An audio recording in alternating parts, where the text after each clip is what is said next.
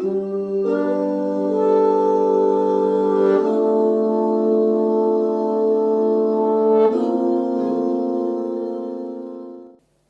David, and thanks everyone for coming.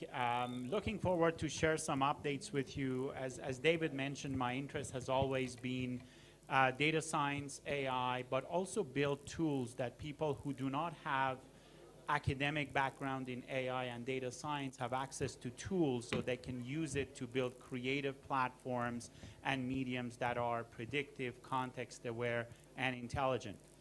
With my team at Flybits over the past 10 years, we have built experience authoring tools that people can use data, they can use machine learning models, they can use template-driven authoring platforms to really make digital channels of large enterprises more predictive and context-aware.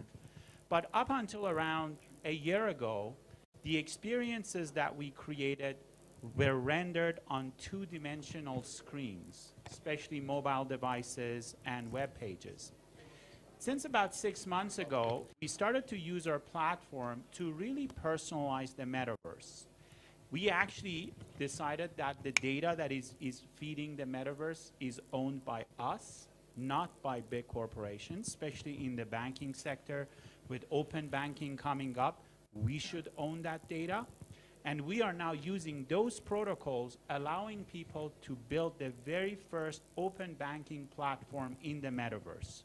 They can bring their wealth data, their credit card data, their insurance data, and without worrying about coding anything, they now have authoring tools that they can customize their metaverse using their own data so they can receive this immersive experience, understanding their financial status, but also receive recommendations in terms of how they can manage their finances better.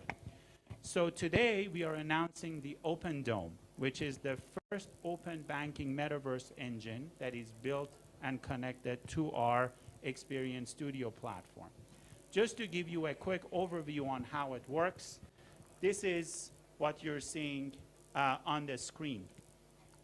You can now walk into context-aware rooms that includes the picture of your credit card, your spending patterns, category of expenditures per week, per month, and then you can interact with it to plan the week, the month, and the year accordingly.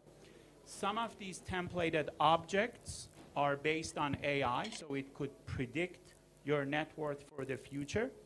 It can also tell you how you can manage your finances more effectively based on the input that you provide to the AI.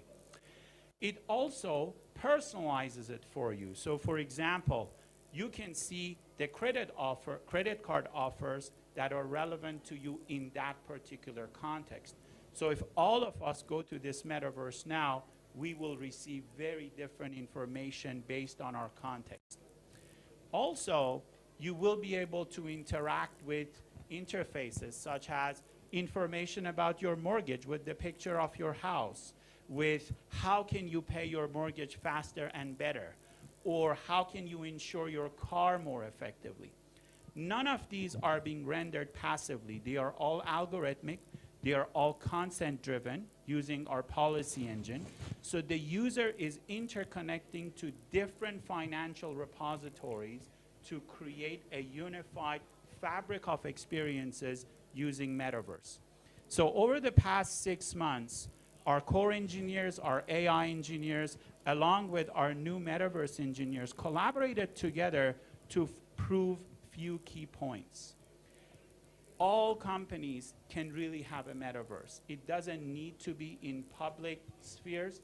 They can actually own their own sphere, and without worrying about the complexity of building those, they can generate those on their web platforms or other mediums.